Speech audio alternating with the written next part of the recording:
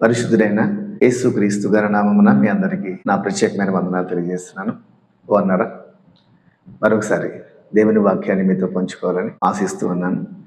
ఈరోజు దేవుడు తన మాటలను మనకు ఎలా ఉండాలని పంపించారు, ఈ విషయాన్ని మీతో మాట్లాడాలని ఆశపడుతూ ఉన్నాను. చిన్న ప్రార్థన చేసుకుని వాక్యంలో ముందుకు వెళ్దాం. పరలోకమందున మా తండ్రి, నీ పరిశుద్ధ నామానికి ఘనత, మహిమ, ప్రభావాలు తెలియజేస్తున్నాం. నాయనా, నీ ప్రియ బిడ్డలతో ఈ సత్యాలను పంచుకోవడానికి మీరు ఇచ్చిన కృపను బట్టి వందనాలు. వారి జీవితాలను దర్శించండి. మీరు మీ వాక్కును పంపించి వారిని దర్శిస్తున్నారు. మీ సత్యాలు ప్రజల హృదయాల్లో వెలుగును, సత్యాన్ని నింపండి. తద్వారా వారి జీవితాల్లో గొప్ప రక్షణ, మార్పును చూడడానికి సహాయం చేయండి, దీవించండి. యేసు నామమున అడిగి ప్రార్థిస్తున్నాము తండ్రి, ఆమేన్. ప్రభువైన యేసుక్రీస్తు మనకు చక్కటి అవకాశం ఇచ్చారు. మనం మరొకసారి ఇలా దేవుని కొరకు ఆలోచన చేయడానికి ప్రభు చక్కటి కృప చూపిస్తున్నారు. దేవుడు తన వాక్యాన్ని ఎందుకు పంపించారు, దాన్ని మనం ఆలోచన చేయాలి. ఎందుకనంటే దేవుడు ఎంతమంది ద్వారా మాట్లాడుతున్నారు.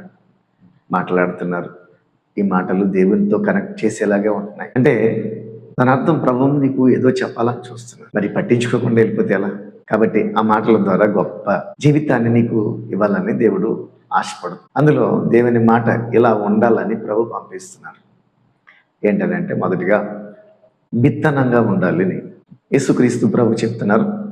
విత్తువాడుని గురించిన ఉపమానంలో విత్తనాలు విత్తువాడు విత్తుచుండగా కొన్ని త్రోవ పక్కన ముండ్ల పొదల్లోను, రాతి నేలను, మంచి నేలను పడ్డాయి అని చెప్పుకుంటూ వచ్చారు. అందులో విత్తనము వాక్యము, దేవుని మాట. వాక్యము దేవుని మాట అంటే తన మాటను నీ జీవితంలోకి పంపించి ఆయన నిన్ను వృద్ధి చేయాలని ఆశపడుతున్నారు. ఎస్, విత్తనం అది ఫలిస్తుంది, చిగురిస్తుంది, చెట్టు అవుతుంది, చక్కటి పంటలోకి వస్తుంది, ఉపయోగకరంగా ఉంటుంది. కాబట్టి విత్తనము వాక్యంతో పోలుస్తూ చక్కగా మాట్లాడుకుంటూ వచ్చారు. అది అభివృద్ధిని ఇస్తుంది. ఆ అభివృద్ధి అనేది మన జీవితంలో దేవుడు అద్భుతంగా చూడాలని ఆశపడుతూ ఉన్నాడు. అంతేకాదు, కీర్తనలో కూడా మొదటి అధ్యాయంలో 3వ వచనంలో మనకు చెప్పుకుంటూ వచ్చాడు ఆయన. అతడు నీటి కాలువలను ఎవరైనా నాటబడినదై ఆకువాడక తన కాలమందు ఫలమిచ్చి చెట్టు వలె ఉంటాడు. అతడు చేయనదంతయో సఫలమవుతుంది. అంటే ఆ చెట్టు ఆ నీటి కాలువల దగ్గర నాటబడిన చెట్టులా ఉండి చేసేదంతా సఫలమయ్యేలా దేవుడు చేస్తాడు. కాబట్టి విత్తనానికి ఉన్న గుణం ఫలించడం, చెట్టు అవ్వడం, ఇలాంటి దేవుడు మన జీవితాల్లో దీన్ని చూడాల్సింది ఏంటంటే చాలా కార్యాలు ఆగిపోతాం, మన జీవితాలు వృద్ధి చెందకపోవడం, మధ్యలోనే ఆగిపోవచ్చు వస్తున్నాం. కానీ ఎందుకు ఆగిపోతాయని ఆలోచించారు. కానీ ఇక్కడ మనలను ప్రతిఫలింపచేసి మనలను అద్భుతంగా జీవింపజేసే ఓ మాటను దేవుడు పంపించాడు. మరి ఆ మాటను, దేవుని వాక్యం కదా, ఆ మాటను వింటే నీ జీవితం కూడా ఫలిస్తుంది. మన జీవితంలో అలాంటి చక్కటి ఆశీర్వాదాన్ని దేవుడు ఇవ్వాలని ఆశపడుతూ ఉన్నారు. తర్వాత రెండవది విత్తనం గురించి విన్నాం. రెండవది దేవుని వాక్యం ఆహారం లాంటిదని యేసుక్రీస్తు ప్రభువే చెప్పారు. ఎందుకంటే మత్తయి సువార్త 4వ అధ్యాయం 4వ వచనంలో ఒకడు రొట్టె వలన మాత్రము కాదు కానీ దేవుని నోట నుండి వచ్చి ప్రతి మాట వలన జీవిస్తాడు. అంటే అక్కడ అపవాది శోధనలో యేసుక్రీస్తు ప్రభు తన సత్యాన్ని వివరించారు. రొట్టె వలన కాదు, దేవుని నోట నుండి వచ్చే ప్రతి మాట వలన జీవించాలన్నది దేవుని యొక్క వాక్య ఉద్దేశం. కనుక మరి మనం ఆ సత్యాన్ని నేర్చుకోవాలి. ఆహారం తింటే ఒక మనిషి వృద్ధి చెందుతాడు, అభివృద్ధి చెందుతాడు. చిన్నవాడు పిల్లవాడు అన్నప్పుడు పాలు తాగుతాడు, పెద్దవాడైన తర్వాత భోజనం చేస్తూ ఉంటాడు. అది ఒక వృద్ధిలోకి తీసుకొస్తుంది. దేవుని మాట కూడా ఆహారం లాంటిది. అది నువ్వు అందుకనే అపోస్తులైన కొరింథీయులకు రాసిన మొదటి పత్రికలో 3వ అధ్యాయం మొదటి 2 వచనాలు చూసుకుంటే, మిమ్మల్ని నేను అన్నంతో పెంచాలి కానీ పాలతోనే పెంచాను, మీరు అంత మాట వినలేకపోతున్నారు అని చాలా అభియోగాలు మోపాడు. కనుక ఆహారం లాంటిది అభివృద్ధి చెందించడానికి, మనల్ని ఆత్మీయ స్థితిలో వృద్ధి చెందించాలని ఆధ్యాత్మికమైన ఒక చక్కటి అభివృద్ధి తీసుకురావాలని దేవుడు కోరుచున్నాడు. కాబట్టి ఎఫెసీయులకు రాసిన పత్రికలో కూడా దాని గురించి మాట్లాడుకుంటూ వచ్చాడు. ఎలాగంటే క్రీస్తునకు సమానమైన సంపూర్ణత మనం సాధించాలని.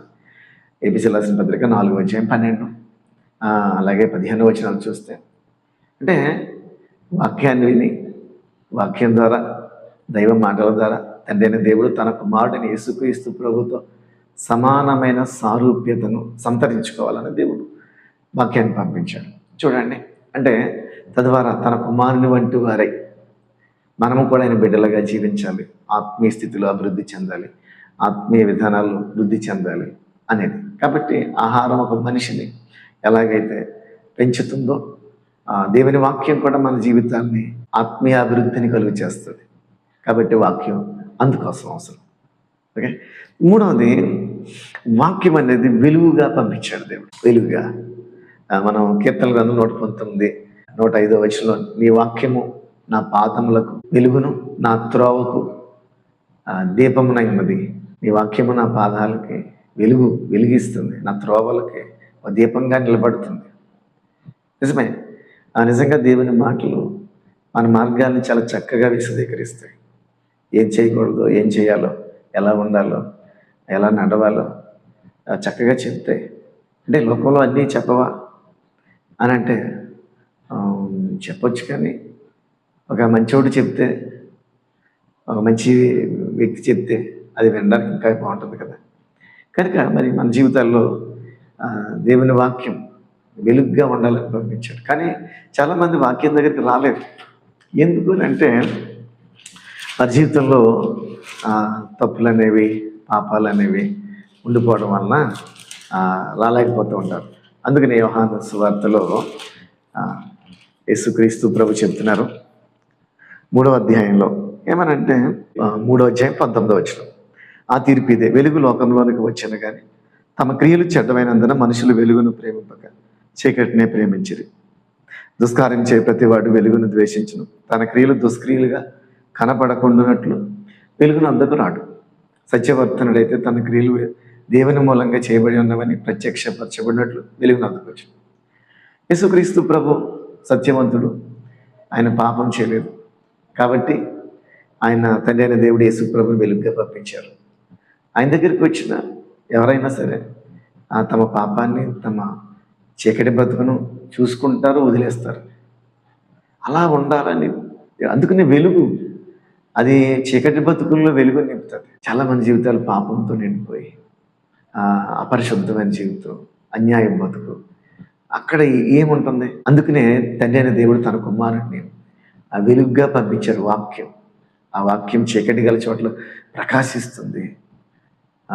నువ్వు ఒకవేళ పాపపు చీకటిలో ఉంటాయి, యేసుక్రీస్తు ప్రభు అని పడే వెలుగు దగ్గరికి వస్తే, ఆ వాక్యం దగ్గరికి వస్తే నీ జీవితం తెలుస్తుంది, నీ జీవితం మారిపోతుంది.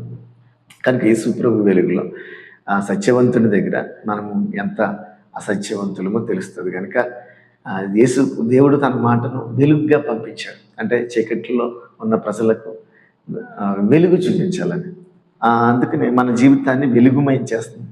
పేతురు కూడా 2వ పత్రికలో 1వ అధ్యాయం 19వ వచనంలో ఒక వేకువ చుక్క ప్రకాశిస్తుంది, వెలుగుతుంది. మరి ఎంతకంటే స్థిరమైన ప్రవచన వాక్యం అనుకున్నది. తెల్లవారి వేకువ చుక్క మీ హృదయంలో ఉదయించే వరకు ఆ వాక్యం చీకటి గల చోటున వెలిగించు దీపమైనట్టున్నది. దాని యందు మీరు లక్ష్యమించిన మీకు మేలు. ఈ జీవితాలకి వెలుగునిచ్చేది దేవుని మాట. దాన్ని లక్ష్య పెట్టండి. పనికిరాని వాళ్ళు చెప్పే మాటలు అంటాం, అవి పనికిరావు.